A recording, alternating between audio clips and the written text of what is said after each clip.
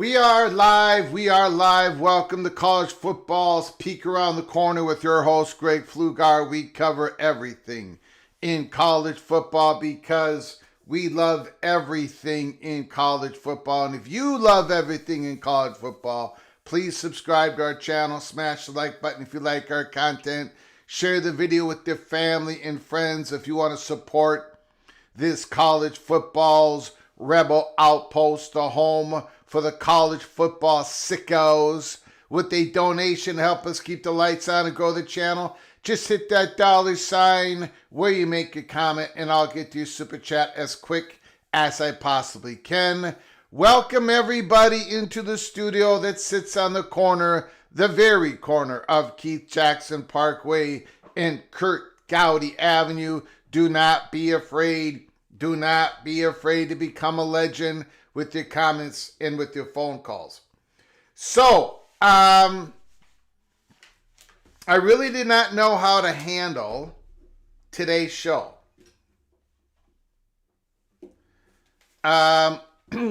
Even talked to the little general about it. The little general is not the biggest college football fan in the world. But I still... So we are going to do a little bit of I don't know what you would call it. First of all, it's going to be Open Line Tuesday. Now, every live show, almost every live show, 95% of the live shows, we open up the lines at the second half of the show. Today is mostly going to be open lines. I think. Um,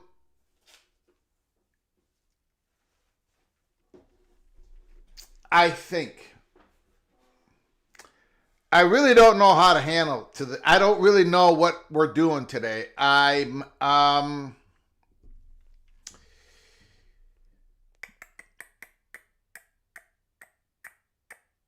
believe this is going to be basically an open line show today. Now, I'll explain my hesitancy on promising anything here in a little bit.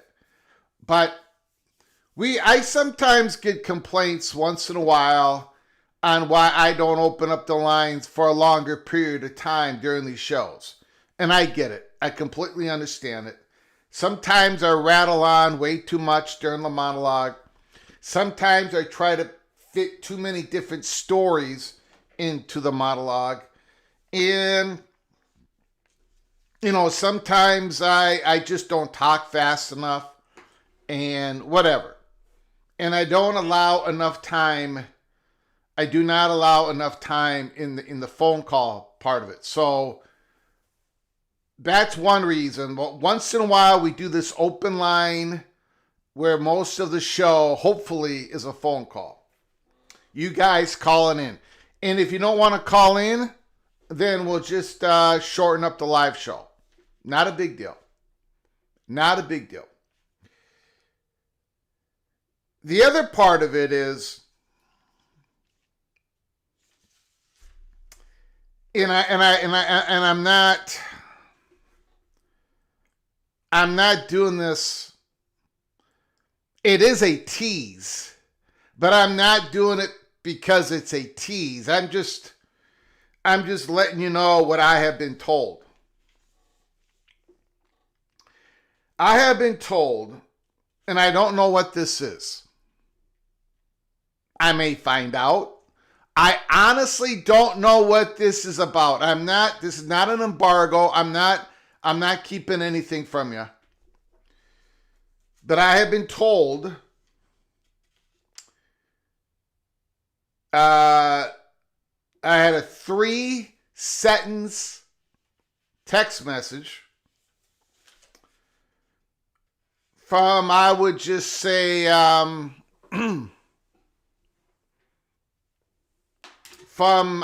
just going to label it as, I'm not going to label it. I got a 3-sentence text message from somebody who I trust immensely over the years. And it says this, very short and simple. News coming on 29th.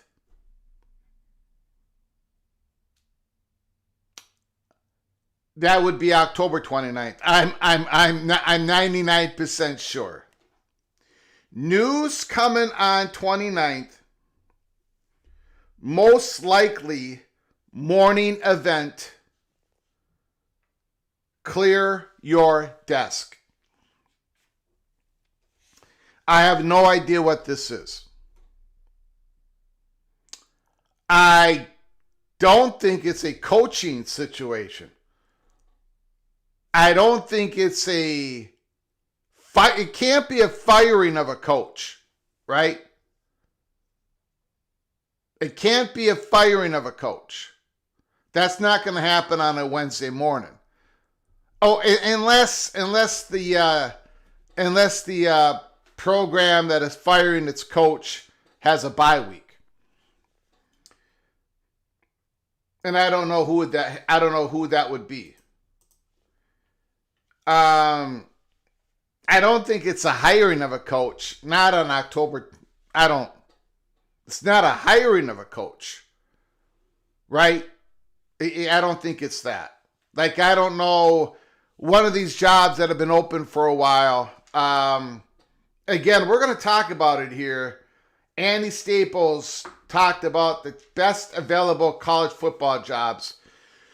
So, what job has been open for a while? They're not going to hire no coach at Arkansas right now, not at Penn State, not at Florida. Maybe Oklahoma State. I doubt it. Virginia Tech.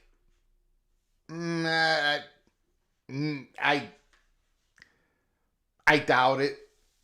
UCLA, maybe Stanford, maybe Oliver Luck. Andrew Luck has gotten out in front and he knows where they're going with the new head coach. I don't think it's, we'll get back to this graphic. We are going to talk a little bit about what are the best available college football jobs open right now. So I don't know if it's a coaching situation. Again, I got a 3-sentence text message. News coming on 29th. News coming on 29th. Most likely morning event. That's not for sure, I guess, because it says most likely.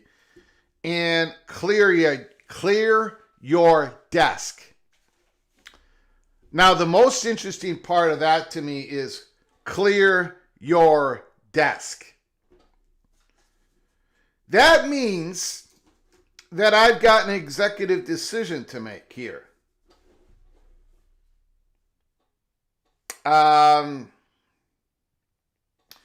Because Wednesday we do our picks against the spread. For week 10. We do that on Wednesday. If there is going to be something hitting, which I suspect there is, and I don't know what it is, maybe it's a coaching change. I don't know what this is. Maybe we should do the picks right now. But then again, this is going to be a very small show. Not many people are going to be here. I didn't really advertise, nothing. It's open line Tuesday. That means every one of your votes are even more potent than ever before. A Jose, a Dante's Inferno Purgatory, Edward the Auburn Tiger, a Bob Swanger. Your one single vote could tilt the history of the Einsteins' picks against the spread. Maybe it's time to open up the Holy Smokes Theater. I don't know. I don't know. I would bet against. I don't know.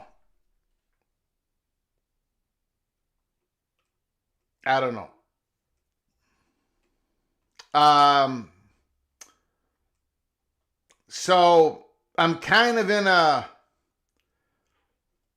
Now, again, I'm sorry. Our lines are not open right now. I will let you know when the lines open up. So, Ryan Willie says, wait till tomorrow to make our picks.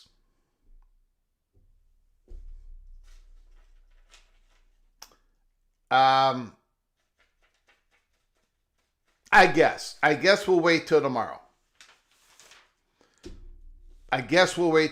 Don, you already have 53 people in the chat. Not such a small show. Yep, and I'm very, very grateful that you've all joined us. Again, this is Peek Around the Corner, the most unpopular national college football YouTube channel in the country. Thank you for joining us. I appreciate it. It's Open Line Tuesday. We are going to open it up here real soon. One thing I do want to talk about, and I guess we'll hold off until tomorrow. We won't make our picks against the spread until tomorrow. And just let me go over the games real quick. Penn State, Ohio State, West Virginia, Houston, Vanderbilt, Texas, Miami, SMU, the Red Raiders, the Wildcats, the Bulldogs, the Gators, the Cavaliers, the Bears, the Golden Bears, the Trojans, the Cornhuskers, the Demon Deacons, the Seminole Wind, Sooners, Volunteers, the Bearcats, and the Utes. Those are going to be the 11 games that we pick tomorrow. The 11 games we pick tomorrow. Andy Staples put out this yesterday, the day before. The best available college football jobs. And again, it's a good talking thing, right? We all can discuss it, talk about college football, the game we love, the passion, the history, the pageantry of it all. And one of these things is, we talk about the best available college football jobs. But it's really hard. I mean, when I look at this list, I would simply put it in maybe 3 different batches, right? The LSU, Florida, Penn State is one batch. Arkansas, Virginia Tech, Oklahoma State, UCLA, Stanford is another batch. And then the non-Power 4 programs, Oregon State, Colorado State, UAB, Kent State, I would probably put in another batch. Maybe I would separate Oregon State, Colorado State from UAB and Kent State. But really, is LSU a better job than Penn State? For many, yes. But for some, no. It depends on what your criteria is, but mostly it depends on your candidate. Who is that coach? Who is that guy? Is it better for him to go to LSU or better for him to go to Penn State? I would argue that Brian Kelly, one of the worst places that he could have went to is LSU. And that's not a shot against LSU. Brian Kelly was not a fit at LSU. He was never going to be a fit at... Now, he did not do a really bad job. 34-14, over 70% winning percentage. Had a Heisman winner at quarterback, in the 4 years that Brian Kelly was there. But I would not say, I don't know. To me, it depends. It depends on the coach. It depends on the coach. Arkansas being number 4 on the list. Maybe for some. Overall, it would be very difficult for me to argue that Arkansas is number 4 on this 12-team list. But then again, it would be very difficult for me to argue any other program to be number 4 on this list. It just depends on the head coach. It depends on your... there's so many variables to this. Obviously, Penn State, Florida, LSU, the resources, the history, the recruiting grounds, the commitment from the athletic department, its fans. I think it's a clear-cut LSU, Florida, Penn State above the rest, but how do you rate those 3 teams, those 3 programs, and who has the best job? I think I just cannot get my hands around how would you even go by trying to. I would never try to rank these. That's what I'm trying to say. Virginia Tech ahead of Oklahoma State. I don't know. I mean, I don't know about that. How? Why? Not a shot at Virginia Tech. Just how do you come about that? How do you get there? How do you get there? Stanford, UCLA, these jobs can be, I don't know. Anyways, so when I looked at this graphic and I saw a lot of comments on it, and people were very sure of their opinion, saying it's definitely Florida ahead of LSU. It's definitely Penn State ahead of Florida and LSU. It's definitely UCLA should be ahead of Arkansas. It's definitely Oklahoma State should be number 4. People were very sure of their opinions. For me, I just threw my hands up and I said, I don't know about that. I cannot. I can't really make an argument, but I'm interested to hear you guys' argument on this. What do you believe? How would you rank these support these current open jobs in college football? And again, tomorrow, I don't know what's going to happen. I do not know what's going to happen.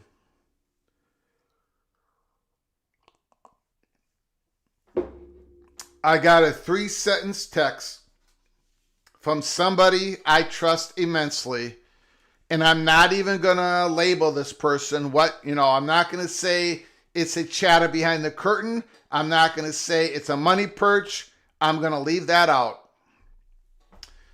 The text was news coming on the 29th. News coming on 29th. Most likely morning event, clear your desk.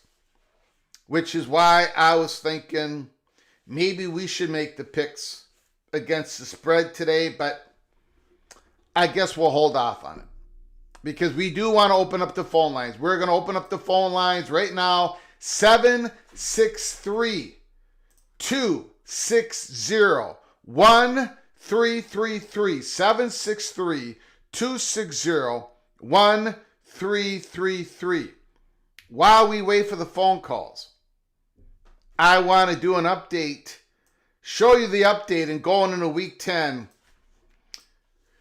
The PATC Heisman Watch heading into week 10.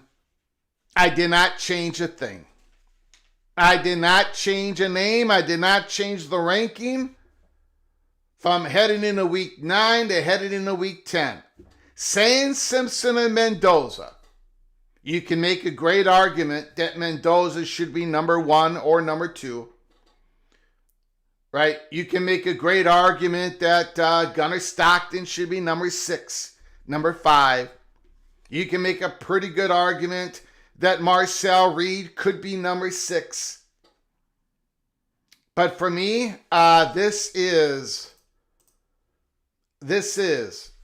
the PATC Heisman Watch heading into week 10. No changes. No changes. No changes from last week. Now, the head coach hot seat rankings. Everybody who has been fired so far this year, and there's been a lot of them, have shown up on our PATC hot seat rankings at least the week of the firing. Always the week of the firing. So we're going to show you that list in a moment. Call from Jose, fight on.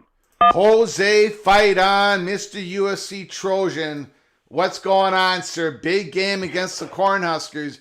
Big game. Let's go. What's going on, sir? That's right.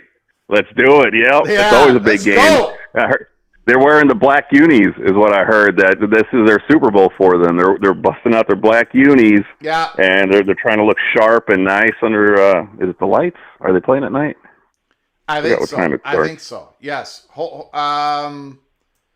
I'm pretty sure they're playing at night. Yeah, it's what are they? Central time or? Yeah, Nebraska is Central Time. Let me see if I've. It's not listed there. I believe it's a prime time game. I'm pretty sure it is. Okay, yeah, those Central times always get me. The Mountain Time. I'm in Atlanta, so I got the Eastern and the Pacific time down, but the everything else I kind of forget. Mm-hmm. But yeah, it's I think we're very blessed to have Lincoln Riley not having to be in this coaching carousel hunt right now. Yeah. I'm just kind of at our wits' end with our message boards and these USC Riley haters that keep saying, "Oh, well, we need to get rid of him. We need to get rid of him," and a lot of them forget where we came from. When we had the sanctions put on us, the near-death penalty, when we had Lane Kiffin and Pat Hayden in his genius decision-making, decided to let him go after he was 29 and 14 during the sanctions, mind you. Then he decides to let go of Ed Orgeron, and then he sticks us with Clay Helton, who's a great coach, but not to the level of Coach O or Kiffin. And so these fans that just fair weather fans, I'll call them, not really part of the Trojan family. They kind of just jump on when we're starting to win some games. They start criticizing Riley, and that's all it is. Like all our YouTube channels, it's about, should Riley get fired if we lose? Should Riley get fired? His job's on the line, and it's just absurd. Yeah. And it's just, I'm tired of having to go in there and defend him. And we got top 5 offense. We just need a defense that's currently ranked number 56, I think, depending on what stats you look at. Yeah. It's gotten better, mind you. It was 77 last year, but still, it's especially on road games. Defense travels is the old moniker. You have to win with defense on the road because you're dealing with the crowd noise. So your offense is going to be susceptible to the crowd noise, whether whatever the situation might be. But it's going to be our defense. But all I'm hearing constantly from our fan base is, "Oh, this is all on Riley. This is all on Riley," and it's just absurd and just disheartening. And he doesn't deserve any of that. Yeah. No, I mean, I agree. People are really hyper jacked up about firing their coaches right now. We are in a crazy time where almost every fan base wants their head coach fired. It's crazy. It's off the wall. Yesterday, the last couple of days, I had a bunch of people tell me that the Gophers should fire Fleck, or they thought maybe they should. And it's like, holy smokes, what are we talking about here?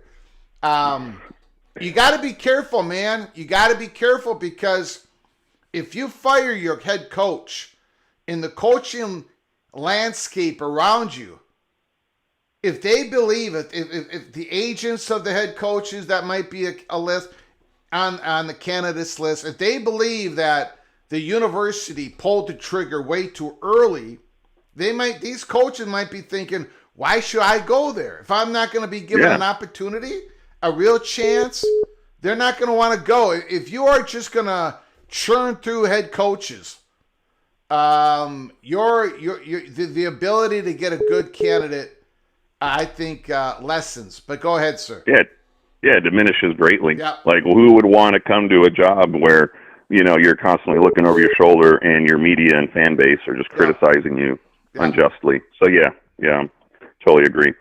But all right, go for Godfather. Thanks for having me on. I'm gonna go put my phone on the charge. It's about to die. Fight on, buddy. Appreciate it, Jose. USC, fight on, fight on. Beautiful.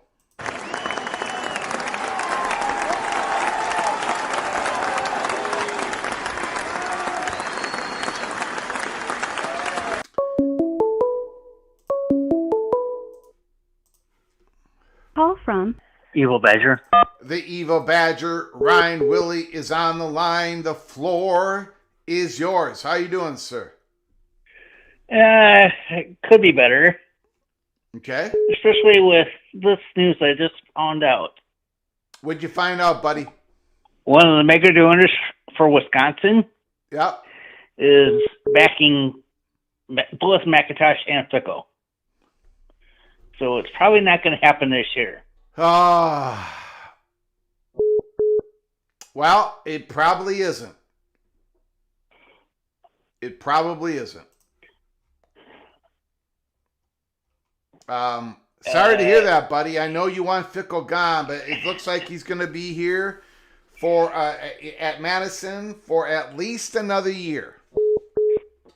Well, the thing is, then he's got to actually try to get high school players from Wisconsin, the big boys.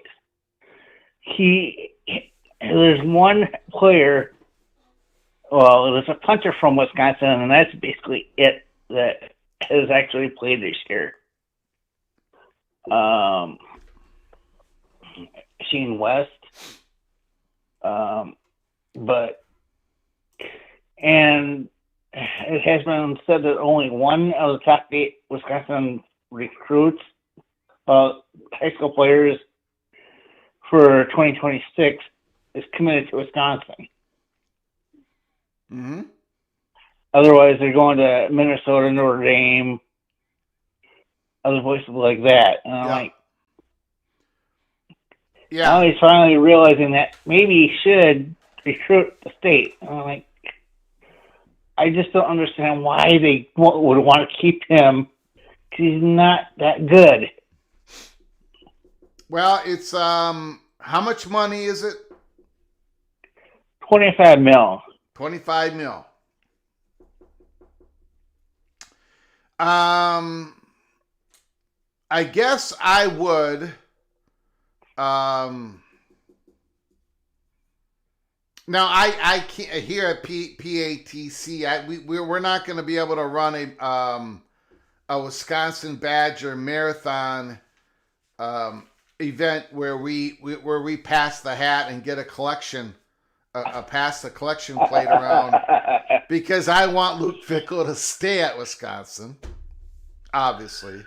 So, we can agree to disagree. Okay. Yep. But yeah, I think he's staying, sir. I with that letter that McIntosh put out, that athletic director was so fired up. He was telling everybody he bleeds Wisconsin blood, Badger blood. I think Fickell is going to be the Badgers head coach for week 1. I still have him on the hot seat list, which I'm going to show here in a little bit. Well, and next year's schedule is difficult too, and because they play Pitt, they play Notre Dame, they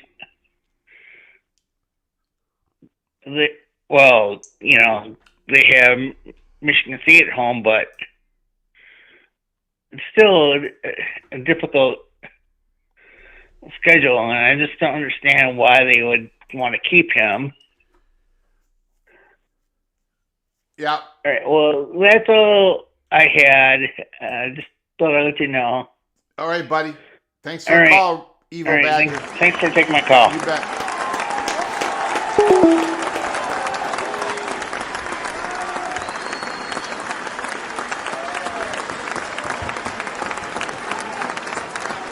Wendy Scruggs. I love Kirby at Georgia. I've even coming around on Bobo. Interesting. Call from Mike from We Live for Saturday. To accept. Mike is in the house. We Live for Saturday. Golden Gopher, Mike. I appreciate you coming on in. What is on your mind, sir? Hey, how's it going? Good to be on here. I was thinking about, a couple things. We can get into the Gophers, but first of all, I was thinking about the jobs and, their hierarchy. Yes. And I really think I would say the top 3, or I'd say the top 2 with a bullet to me are LSU and then Penn State. And okay. I'll tell you why. LSU, there are 3 programs that have won 3 titles this century, and it's Alabama, and it's Ohio State, and it's LSU, and that's the list. And they have a unique pull in their state, the way the Ohio State Buckeyes are bigger than the pro teams in their state. In LSU, the Tigers are bigger than the Saints or anybody else. Yes. You know? Yep. So I think it's that, and I think they have their choice. And then, Penn State better move fast before some of these other jobs open up, because I would take Penn State over Florida, but I don't know if that's a universal opinion among actual working coaches. It's not. And I think it's just, for me, it depends a lot on the coaching candidate, where he thinks his strength would lie better, but yeah. Now Arkansas at number 4. I don't know if you can see your Arkansas is listed at number 4. Arkansas is a basketball school. Yeah, I don't. Yeah, it's I don't know, man. Again, it's very difficult to for me to rank these. Yeah, I mean it is. It's all subjective to some extent. Yeah. Yeah. But I don't know. It's have you heard? I've been hearing a lot. I have buddies who are hearing a lot of Urban Meyer to Penn State chatter, and I think that would kind of be crazy. That's one of those things where it could be a brilliant move or the dumbest thing anyone's ever done other than Bill Belichick. It could be that stupid.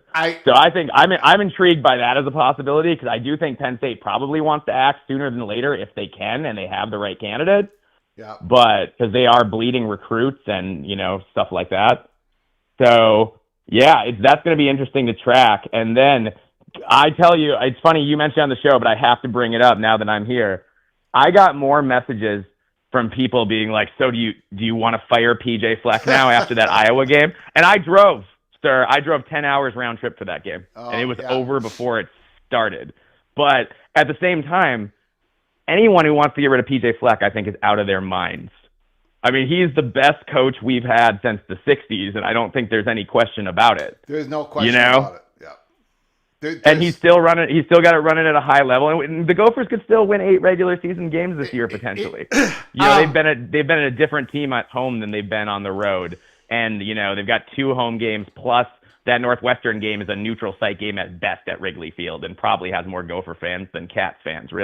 Realistically, I'm of two minds, Mike. I'm of two minds on this. But first of all, I don't think Urban Meyer is going to coach again, because I don't think so either. Yeah. I don't think he can. I don't think he mentally can do it, and I think he knows that. I think his family knows that. I think he's completely done, and I do think that Matt Rule is the number one on the candidates list. And And I still believe that. I still believe that after Nebraska loses to USC, because I think that the athletic director who has worked with Matt Rule, I think the boosters and all that, maybe not the fan base, but a lot of I think they're intrigued with Matt Rule getting back up in the Northeast, and I think he can go to town on the recruiting up there. Right. I could see that. But the Gophers, I'm of two minds. Yeah. I absolutely agree with you. It would be insane. We know that Mark Coyle's not going to do that anyways. No, Mark Coyle and PJ Fleck are attached. It's insanity. It's really insanity. It's insanity to anyone believe that the Gophers will or should fire PJ Fleck. And no, we got to pay him and his staff more, to be honest. And Minnesota could end up winning 7 or 8 games, whatever. But this is a big but, Mike. We're in trouble. I mean, we're in trouble. Most of this football season, the Gophers have been trucked. They have been, Mike. They were lit up by Purdue. They were lit up by Rutgers. Both those teams said, "Oh, you want to win, Gophers? Here's the game." Right? There hasn't been many very good moments, except against the Nebraska Cornhuskers that have a complete psychological situation going on when they play Minnesota. And as poorly as it's gone, we're still 5-3. I know we are, and wins do matter. I get all that, but there have been large swaths that we've been outplayed. Yeah, and I don't think that's by accident. I think it's it's because players 9 through 55, 9 through 60 on the Gophers roster just don't measure up to even the middle of the Big Ten right now. And I think that's the first time I can really say that under the PJ Fleck era. We don't measure up in so many ways. Go ahead, take the floor, Mike. I mean, I think the biggest problem has been the offensive line. Like, I think the defensive line has been up and down. It's had its moments. It's been kind of unpredictable. But the offensive line has been the consistent underachiever. And that's one that's frustrating because, Callahan has largely been a fantastic offensive line coach, and the Gophers have more years than not, been very good up front under PJ. So having that deficiency on the team this year, you basically have two guys you're starting who shouldn't probably be playing in the Big Ten right now. Yes, absolutely. And that's something teams can game plan against. That said, I don't know. I worry about that. I just wonder. He obviously missed evaluations, a couple years in a row. Like, I like the recruits they have at offensive line, although they did just have a decommit. And although I heard that was more of an academics thing. Yep. And I like some of the young guys who are going to grow into offensive line roles going forward. But I agree that the here and now of the offensive line, I think, is holding this team back. And, at a certain point, look, I like Harbaugh, but at a certain point, you got to score more points than he's scoring. Yeah. And I like that, we have a system that allows the QB to make checks at the line, and it drove me nuts when Kirk Soraka wouldn't trust Tanner Morgan, no matter how good no matter how well he played, he wouldn't trust him to make those decisions. So I like that we do that a lot more. I think that's an advantage right now. But let's be honest. There are deficiencies on this Gopher team. There were going to be problems anyway, but having Darius Taylor be as injured, he's essentially played 3 games this year.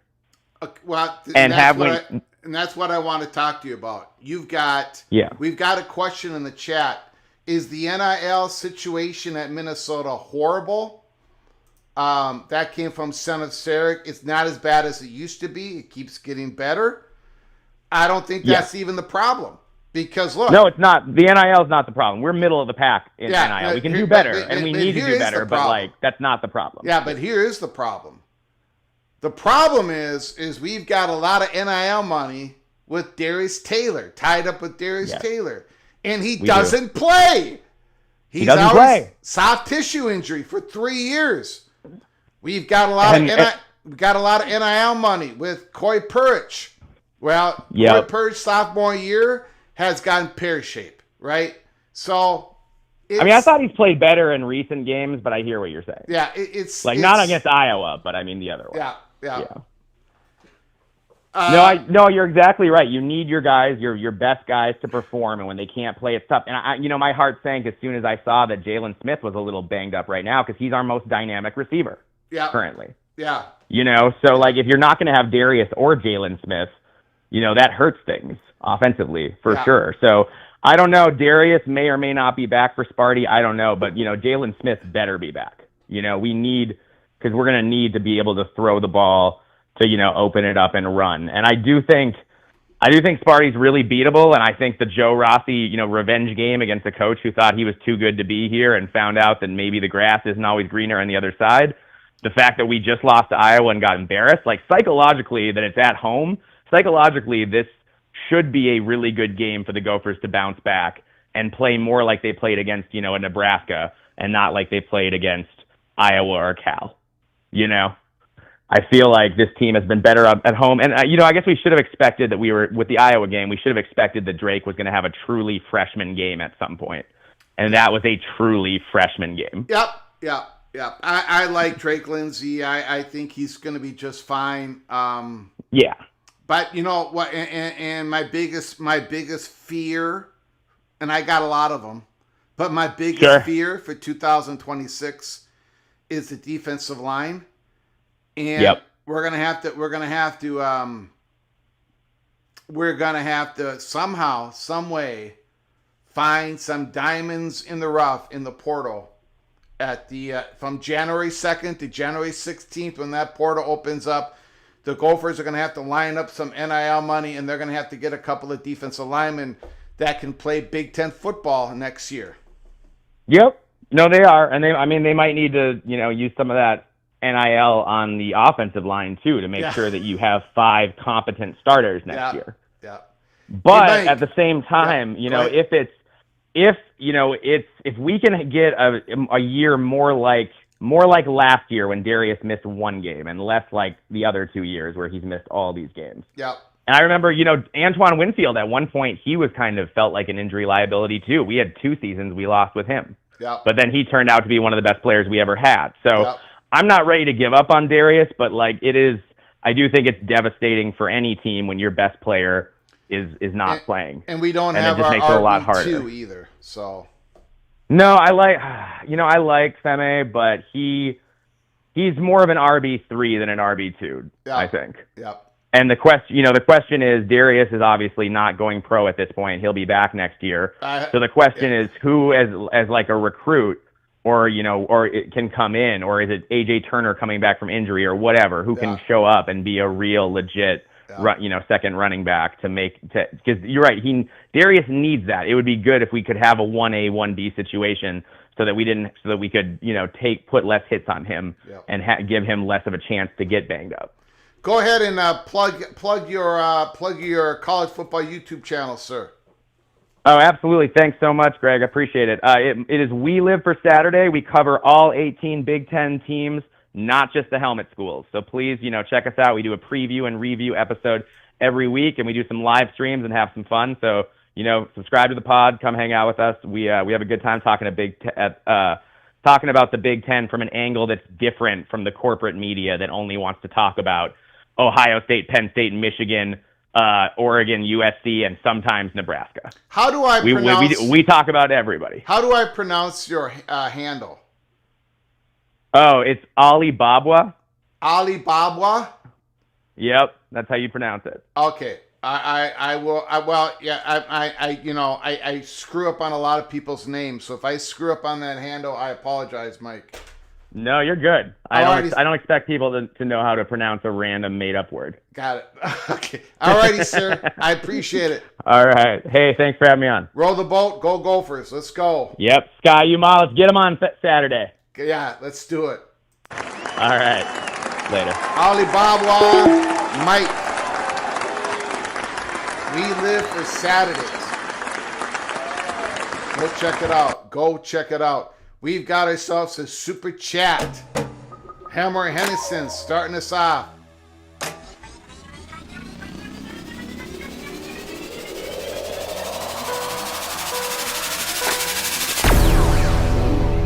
Not to poke you, but could you explain why Minnesota did so poorly? Will Washington and Iowa get their due in the rankings? You can poke me anytime you want, Hammer Hennison. Thank you for the $5 holla. First of all, Iowa owns the Gophers. Now, Mike, the Golden Gopher just called, probably doesn't like when I say that, but Iowa owns Minnesota. There is a psychological hurdle that is so high for just like Minnesota owns Nebraska, Iowa owns Minnesota. And Iowa's a lot more talented. And I think we are going to hear from the Hawkeyes offensive line for the next couple of years. They've got some young dudes that they believe are going to be All-Americans. So, yeah. Now, Iowa is going to have a new quarterback next year. And Iowa's a lot better than Minnesota. What can I say? Washington is better than Minnesota. Minnesota, again, wins are important. Winning is hard. Minnesota has 5 wins. They are an eyelash away from only having 3 wins. Why did Minnesota do so poorly? Because Iowa's a lot better team. That's it. That's all I got. And will Washington and Iowa get their due in the rankings? I don't know. I really don't know. I mean, Iowa has to play Oregon here, right? They play Oregon. Not this week, but next week. If Iowa can beat Oregon, they're going to get their due. And I don't know about Washington. Washington has been a little disrespected this year. But again, I think Washington is going to be a team that we are going to be talking about a lot during the next off season. That Demon Williams next year, he's had a very good year this year. But next year, I think he is going to be incredibly dynamic, in my opinion. Ron, I thank you for the $5 holler, Hammer Henderson. I very much appreciate it. PATC friends, if Sark goes to the NFL, could Texas make a power move for Marcus Freeman? Boy, Marcus Freeman's name is now all over the place, and I don't think he's leaving Notre Dame. Am I being a sucker for believing that? Am I being naive? I don't think Marcus Freeman's leaving. I don't think he's leaving.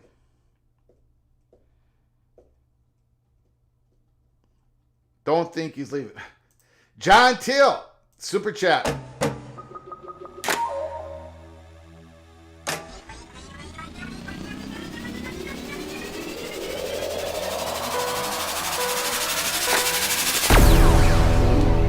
John Till, Minnesota should hire Coach O. He could pull just 2, I'm guessing, offensive linemen per year from Louisiana. It's a bargain. I only have one question, and that's why not? Our current, like Mike said, the Gophers' current offensive line coach has had a great stint at Minnesota, but this year, not so well, not so good. So I don't think Fleck is going to get rid of Brian Callahan. I don't think he's going to get rid of anybody, but we're going to find out. Usually one guy goes or a couple of guys goes. Thank you for the $5 holler, John Teal. I don't know if Coach O, I don't know if his accent could work up here in Minnesota, just like I don't know if my accent could work down in Louisiana. We'll see. I think Coach O is going to get he'll get an opportunity somewhere to be an offensive line coach or position coach somewhere. We live for Saturday on YouTube. Thank you, Mike. Go check it out, guys. Go check it out. Freeman attended Ohio State. Absolutely. Texas is a step down from Notre Dame anyways. I told you, Greg, going west and winning is difficult. I don't know what game you're talking about. Mr. Monkey says, going west and winning is difficult. Let me know what you're talking about there. I have not gone through the 5 stages of grief. Son of Sarek, I can see Greg going through the 5 stages. I went directly to the last stage. Not a good season, in my opinion. But that doesn't throw out the other years of PJ Fleck in Minnesota and... Okay. Call from Caleb. I'm sorry, did not get the name? Caleb. Go ahead, sir. Just a couple of questions. I don't know if you can answer them. About the text, did you try and pry into any more information about it? Try to get any information about the text I received? Yes. Yes, I did, and I haven't gotten an answer back. And if I get an answer back during the live show, then I'm going to talk about it. That's why I'm hesitant to promise anything during this live show today. I have tried. I have poked and prodded, and I have not received anything back. For those who do not know, at the beginning of the show, I got a text message from somebody I trust immensely over many years saying the following: news coming out on 29th, most likely morning event, clear your desk. And I haven't cleared my desk. Our Wednesday show is going to be making picks against the spread, so we'll see what happens. But go ahead. I do not have an answer yet. And I don't know if you can answer this one. Does this person give you news on all spectrum or just one spectrum usually? This person has given me news on many, many different things. Okay. I just wanted to know. I can't Thank you. isolate it. I can't narrow it down. No, I can't. I know you can't. Yeah. I just wanted to make sure. Thank you. You bet. Appreciate it. Thanks for the phone call. Call again. Yep. Thank you. You bet.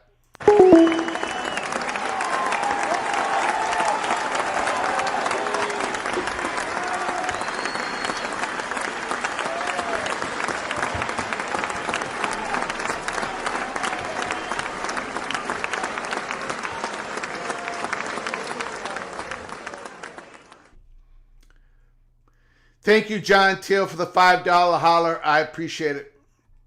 Thank you so very much.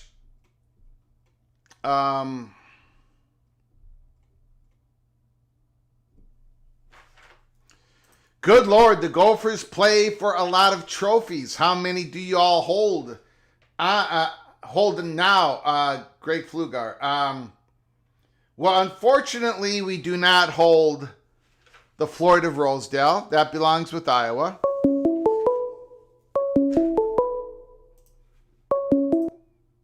Call from Ryan Brooks. Ryan Brooks, LSU Tiger, is on the line. Can you hold on for a moment, please? Yes, sir. I appreciate it. Opie, we do not have the Florida Rosedale. That belongs with Iowa.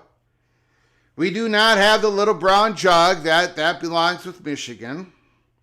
But we do have the Axe. We do have the Axe, the Wisconsin rivalry game, and we are going to keep that, Opie. We are going to keep that. And we also have the $5 Broken Chair Trophy of Nebraska. We own that trophy. Nebraska may never get it back. The way they melt down every time they play a Minnesota Golden Gopher team. So yeah, we do not have a whole lot of them, Opie. We have a lot of trophy games. The Gophers have been playing college football for a very long time. Yeah, we have a lot of trophy games. Go ahead, Mr. Brooks. The floor is yours. Thanks for calling, sir. I appreciate it. Thank you. Just a couple of things. First, I got to touch on the coaching. What do you make of all the reports about the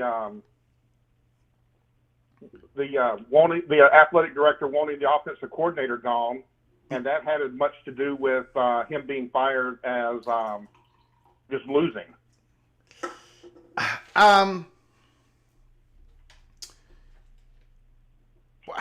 Boy, I do not know. I mean, you're way closer to the situation than I am. But for those who do not know about the reporting is now. Let me know if I'm wrong, Mr. Brooks. But when Brian Kelly was talking with the athletic director, and they were going back and forth, and the athletic director wanted the offensive coordinator gone. Then Brian Kelly came back and said, well, I want the offensive line coach gone, correct? Correct. And then the athletic director kind of said, whoa. I'm just going to guess here, Ryan Brooks. I obviously don't know. But maybe just Brian Kelly's attitude in that meeting or whatever. Maybe the athletic director was waiting for any angle, any wedge, any way possible that he could go back to the boosters and say, it's time to let Brian Kelly go. So when Brian Kelly came back and said, well, I want this guy gone, the offensive line coach gone, and then when that gave the athletic director the ability to say, whoa, I did not bring that name up. Hold on here. I don't know. What are your thoughts on it? So wait, you're telling me that it might not be good for your career to get into a shouting match with your boss? Yeah, I think so. I think that's going to make it more difficult for Brian Kelly to get the next job, really. No, it is. And then there was another story. I guess I missed it when it applied to the Jets. One of their coaches got locked out. Well, apparently Sunday morning, by a computer glitch, he actually got locked out of the athletic department by mistake, but now everyone's laughing online at him. Yeah, the fingerprint wouldn't work. Brian Kelly could not get into the building. No, it is. What I was really calling about here is just I'm really intrigued with the projections and the playoffs and everything else, and bringing up that with one of the side effects of realignment in the bigger conferences is the unbalanced schedule. and what that does down the line, there's a chance when this thing, as the season's over, there's going to be some 11-1 teams who don't get to play in their conference championship game and miss out on the playoffs. And an example I can bring up is like, could Tennessee get in with 2 losses to Georgia, Bama over like a 1-loss Virginia? And Virginia not even getting the chance to play in there. And look at Notre Dame; they've lost 2. How does Notre Dame get in when one of the tiebreaker, when the head-to-head over Miami lost? I think it's more of an argument for your 24 playoff with your 4 AQs. Mr. Ryan Brooks, you are singing the most beautiful music right now. I am praying that something like that happens. I am praying that something like that happens. I am praying for chaos. I am praying for 11-1 Virginia not to make the playoffs. That's what I'm praying. No offense to the Cavaliers. That's what I'm praying for. That's going to unlock the larger college football playoffs. That's going to unlock the AQ model and have the at-large, still a healthy at-large section of the playoffs. Ryan Brooks, go ahead. Who would have thought that the Tennessee-Vandy game at the end of the year might be the game that decides who gets that last playoff spot? Isn't that kind of weird? Yeah, that is kind of weird. And Mr. Brooks, I'm taking Vanderbilt. And the reason why I'm taking Vanderbilt is that Tennessee Volunteers secondary is a mess. That team is a mess. That defense is a mess, and they're not going to be able to correct it. The Tennessee Volunteers defense reminds me of the Miami Hurricanes defense of last year, where the secondary was completely out of it. They did not, I don't know. The Volunteers secondary, they do not know where, they don't know who they're lining up against. They don't know the defensive play. Something bad is going on at Tennessee. And I don't know how that defensive coordinator remains there at Tennessee. Something's going on there. I think Vanderbilt's going to beat Tennessee. What do you think? I think so. It might clear up this week if Vanderbilt gets past Texas. Yeah. The only other thing I would say with the chaos and bringing in the AQ model is there needs to be some sort of caveat built into the language that says if you add or subtract 3 Power 4 teams to your conference, you either plus up your AQ or minus down your AQ, because eventually the ACC is going to take a hit. Possibly the Big 12 could as well if the Big 10 goes out west. And at that point, it certainly wouldn't be fair to have 4 across the board, but it could at least get the ball rolling. Yeah. Yeah. We'll see. According to a lot of reports, they're not even meeting right now. They're not even talking about the college football. It sounds like we're sticking at 12 for next year for 2026. But Ryan Brooks, excellent phone call. I am praying for the chaos. Let's go. Absolutely. And what's weird is this year, chaos is chalk winning out and a whole bunch of 1-loss teams.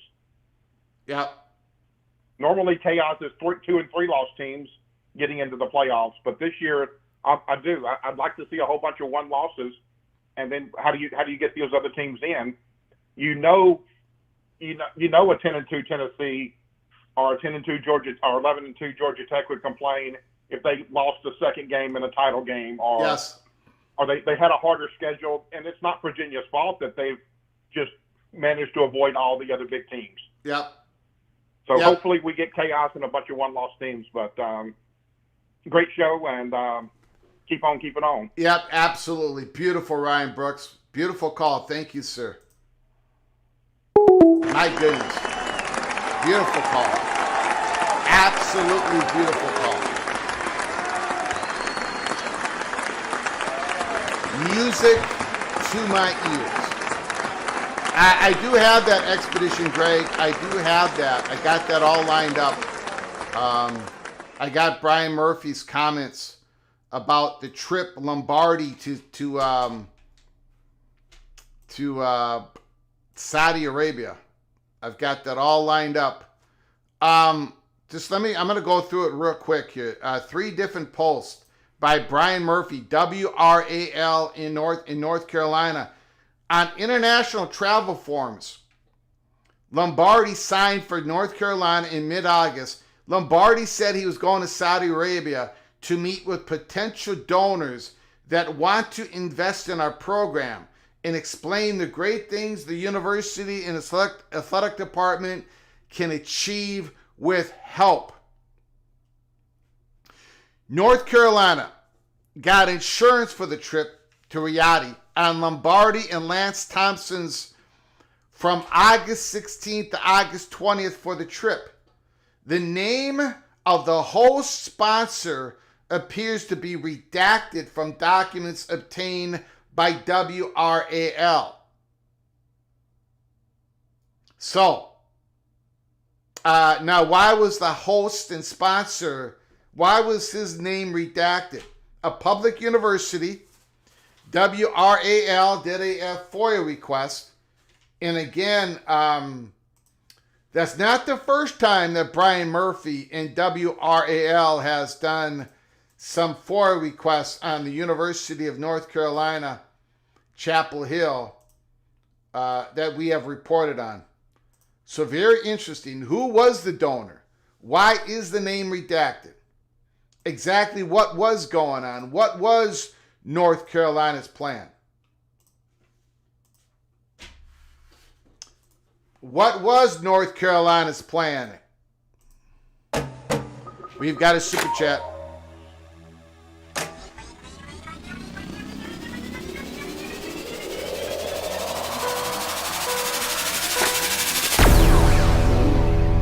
Kenneth Maynard. What if an ACC champ, 12-1 Virginia, a 12-1 Georgia Tech ACC runner-up, and 11-1 Miami all get in? It could happen. Chaos ensues. More chaos if ECU wins out and wins the American. Kenneth Maynard adding that pirate part in there. I don't blame him.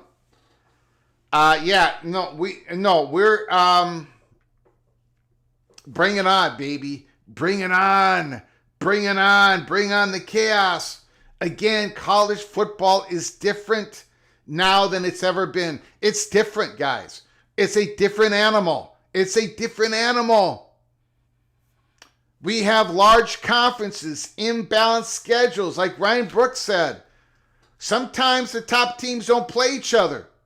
Sometimes you have a team like Virginia squeaking out win after win after win after win. They've got 3 overtime wins in the conference. How can you not have Virginia in the college football playoffs at 11-1? Let's say Georgia Tech is the conference champion in Miami. You can't. But then you've got all these SEC teams that are 11-1, 10-2. You're probably going to have 3 Big Ten teams. There ain't going to be enough room for the 12-team playoffs.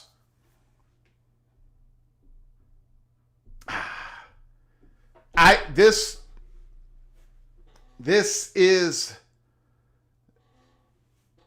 am I being rude? Am I being mean? Am I being a jerk? Because I'm dreaming of this. I'm dreaming of this chaos.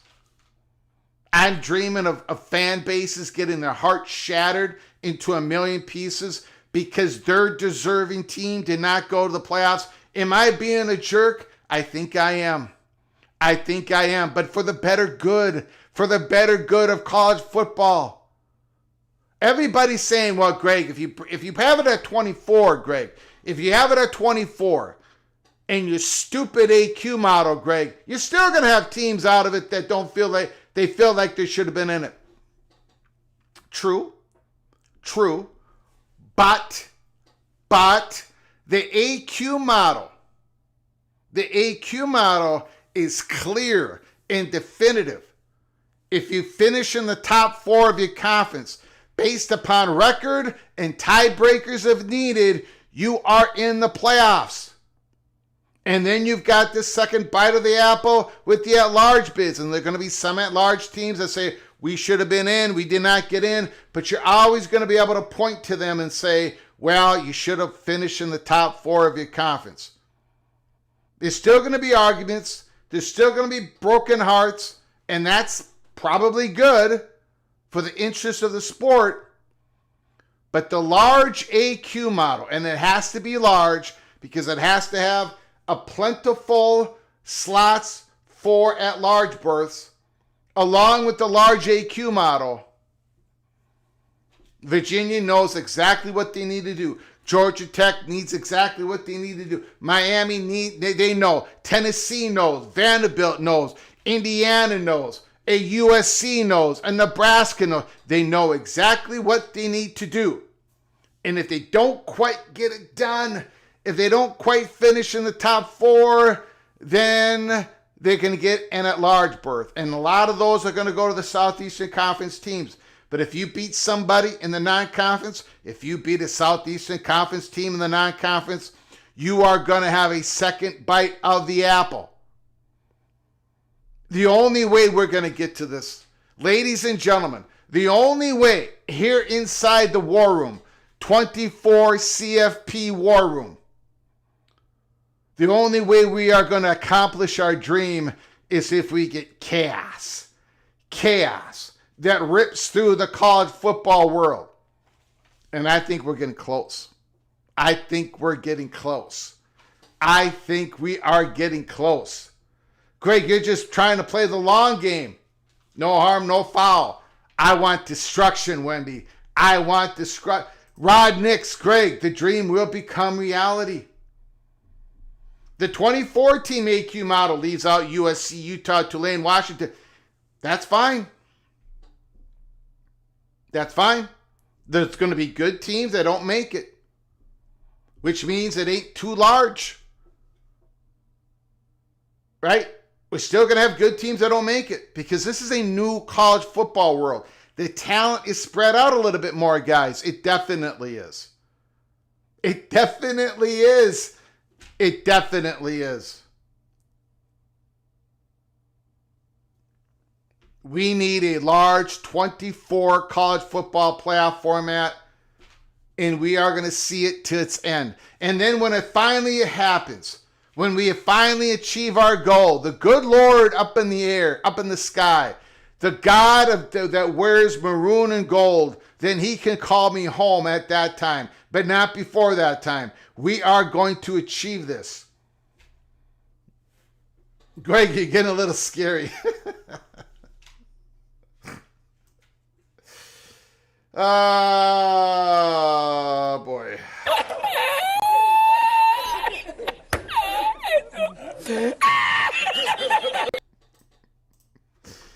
Wendy Scruggs, Greg, you've been binging on Marvel movies. You're sounding like Thanos.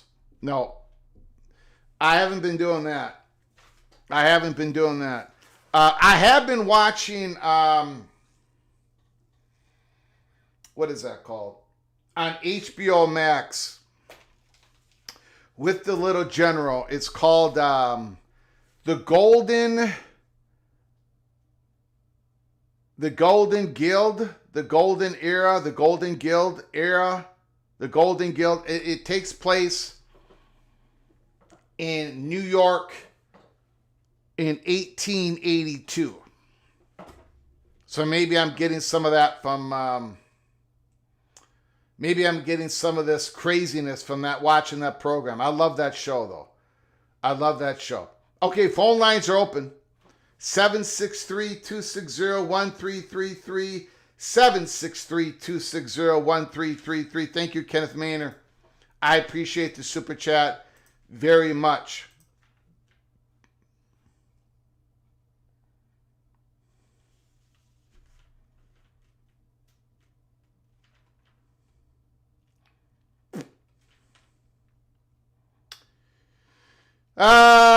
We got more news, more reporting. Been some reports during the day on the NCAA Division I board is delaying the policy to allow athletes to bet on pro sports until at least November 22nd. The Southeastern Conference came out against it. Other leagues came out against it today. Greg Sankey wrote a letter to the NCAA Division I board. Basically, they're not quite sure that they want their student athletes. They have the ability, legally, ethically, to bet on professional sports. So that has been coming out today.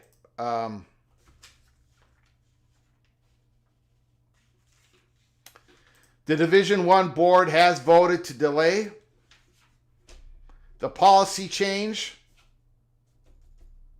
So we'll see what happens along those lines.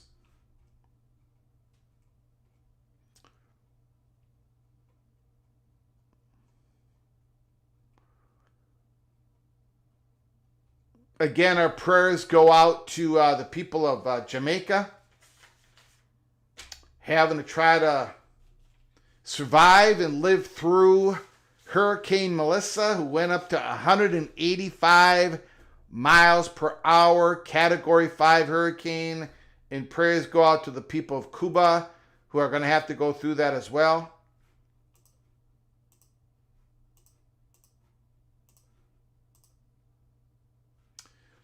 Mr. Duck Jimmy Austin sent a college football peek around the corner gift membership. Mark Bowman received the gift membership. Mark, when you get an opportunity, please say thank you to Jimmy for his incredible generosity once again. Jimmy, thank you so very much. I'm very humbled by all the gifted memberships that you have given out through the days, weeks, and months and years. Thank you, Mr. Duck. I appreciate it. Appreciate it so very much. I'm very humbled by your generosity. Jimmy and Mark, both of you are knighted cloak and dagger. If you want to become a member of our program, go to the link below the video. There's a link provided. Hit the link and become a member, an early peak cloak and dagger member of our program. Thank you, Jimmy. I appreciate it. I appreciate it. Ryan Brooks, I'm a Duck hater this week. Of all the times not to score 38, it was the time it ruined my parlay and cost me a ton. There was a lot of rain, Ryan Brooks. A lot of rain and a lot of wind in Oregon. Yeah, we talked about that. Almighty Finn, rest in peace. We talked about that yesterday. Nick Mangold, Buckeye center, died at age 41. Praise to his family and loved ones. Next time you see Nick, it will be forever.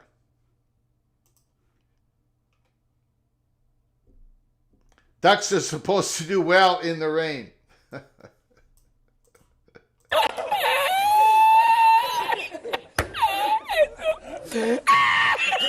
Thank you, CAC. Apparently there are 90 of us wackos watching right now. Thanks for tuning in. Thank you, sir. Thank you, CAC. Yeah, hit that, smash that like button if you haven't done it yet. And please subscribe to our channel if you haven't done it. Subscribe and turn on your notifications. We can come live at any time during the day, morning, afternoon, or night. And again, we have been told that there's something gonna happen tomorrow morning. I don't know how big it is. I don't know. I do not know what it is. News coming on the 29th. Most likely morning event. Clear your desk. I don't know what it is. I don't know what it is. Mangold was a classy dude, no doubt. Yeah. Very sad. Very sad. Jimmy, I'm fine with good teams not making a 12-team playoff. I got more work to do on Jimmy.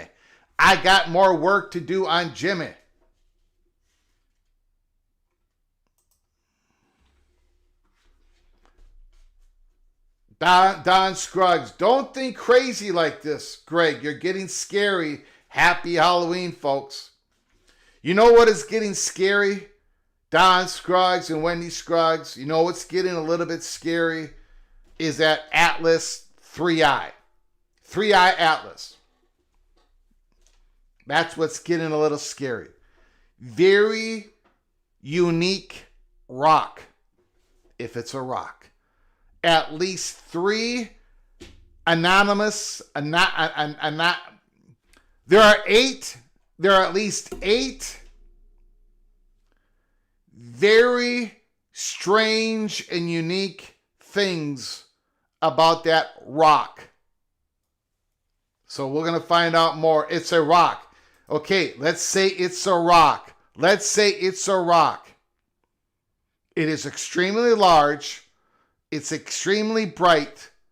And it came in on the plane of our solar system, which the mathematics say, all those astronomers say, there was a 0.2% chance that an interstellar rock would come in on our basic exact plane of our solar system.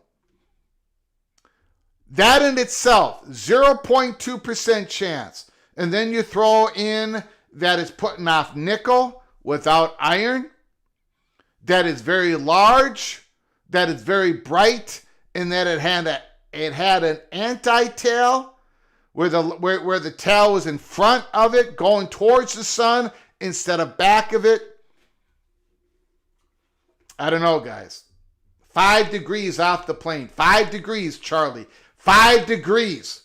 The chance, and it's coming right at the plane. It's coming right at the angle that it could hide. It could hide behind the sun at the perfect time.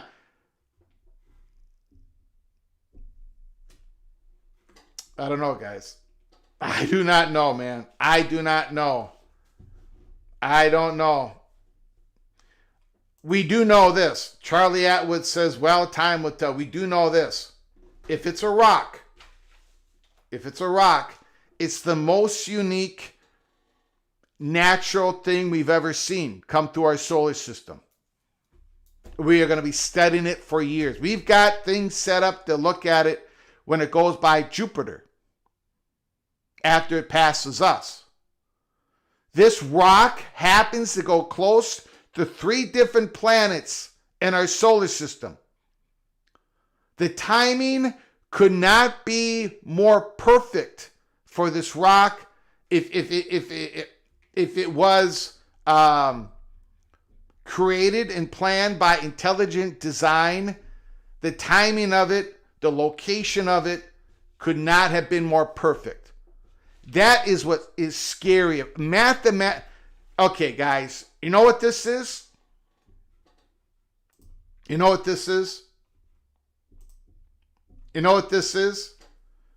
This rock coming in at this plane, this degree, this big, going billions and billions of years, interstellar rock not being broken up? Really? This big rock coming at this degree, this plane, this big, this bright, throwing out nickel and not iron, which we don't know how that's done, if it's not done manufacturally. Something like this happening, this rock happening, is basically like saying, in 2026, my beloved Golden Gophers win the national championship in football. Well, Greg, it could happen. Greg, just because the Gophers win the national championship doesn't mean it wasn't caused by a superior intelligence. It wasn't caused by design by the maroon and gold God in the sky. If that's the chance of this rock coming in at this size, this brightness, with an anti-tail, with this degree, throwing off all that nickel without throwing off iron.